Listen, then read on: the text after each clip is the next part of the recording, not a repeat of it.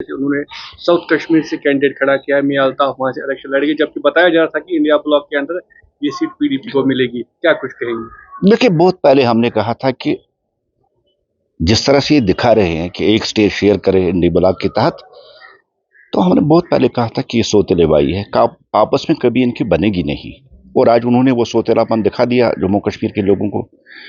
कभी पीएचडी, कभी आल party alliance, और आज अलग अलग जो कैंडिडेट इन्होंने अनाउंस किए। आज मियां अल्ताफ साहब को अनंतनाग राजौरी पार्लियामेंट्री कॉन्फ्रेंस से जो उनकी अनाउंसमेंट की है, इससे साफ जाहिर होता है कि पीएचडी और इंडी ब्लॉक, इनमें आपस में फूट है, तजाद है, ये एक दूसरे के साथ नहीं है।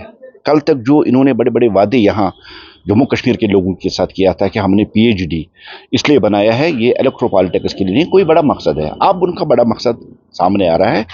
हमेशा ये पावर के भूखे रहे हैं, हमेशा इन्होंने पावर ग्रैब करने की कोशिश की, और आज एनसी ने मियां अल्ताफ साहब को कैंडिडेट खड़ा करके एक मैसेज दे दी कि पीएचडी खत्म है और पीएचडी अब उसका वजूद ही नहीं है, और ना इंडी ब्लॉक का कोई वजूद जम्मू कश्मीर में है। और जहां तक मियां अल्ताफ साहब है, ठीक है, अच्छे कैंडिडेट है, और चुनौतियों को पार करके जीत हासिल करना भारतीय जनता पार्टी की हिस्ट्री रही है, परंपरा रही है। Anantnag Rajouri parliamentary constituency seat पे मियां अल्ताफ साहब के आने से मुकाबला और दिलचस्प होगा। ठीक है, चेहरे बदल सकते हैं, लेकिन वोटर वही है जो मोदी जी को सपोर्ट करे, जो मोदी जी की पॉलिसियों को सपोर्ट करे।